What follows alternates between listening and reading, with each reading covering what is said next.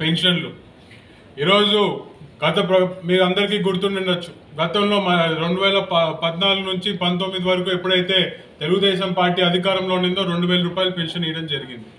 దాన్ని మాజీ ముఖ్యమంత్రి జగన్మోహన్ రెడ్డి గారు 3000 చేస్తానన్నాడు. కానీ అధికారంలోకి వచ్చిన తర్వాత ఏం చేశాడు?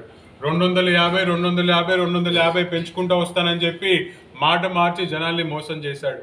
కానీ తెలుగుదేశం పార్టీ ప్రభుత్వం కానీ ఎన్డీఏ గవర్నమెంట్ కానీ ఈరోజు మీరు చూసుకుంటే అధికారంలోకి వచ్చిన మొదటి నెల నుంచే 1000 రూపాయలు పంచి ప్రతి పెద్దవాళ్ళకి కానీ అటు ఒంటరి మహిళలకు కానీ ఇంకో మరి వికలాంగులకు కానీ టైంకి పెన్షన్ అందే విధంగా ఈరోజు పరిపాలన సాగుతుంది.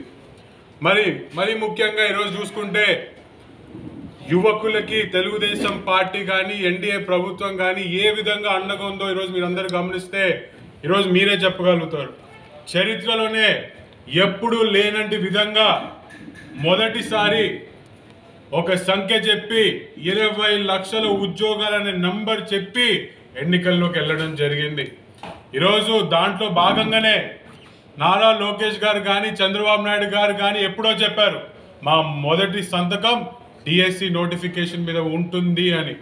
ఆ మాటకి నిలబడే ఈరోజు మొదటి సంతకం డిఎస్సి నోటిఫికేషన్ పెట్టారు. ఈరోజు ఉద్యోగాలు వచ్చినాయి. గత 5 సంవత్సరాల్లో జగన్మోహన్ రెడ్డి గారు ముఖ్యమంత్రిగా ఉన్నప్పుడు డిఎస్సి మాట ఎత్తిన దాఖలాలు కూడా లేవని చెప్పి ఒక్కసారి ప్రజలకి గుర్తు చేస్తున్నాను.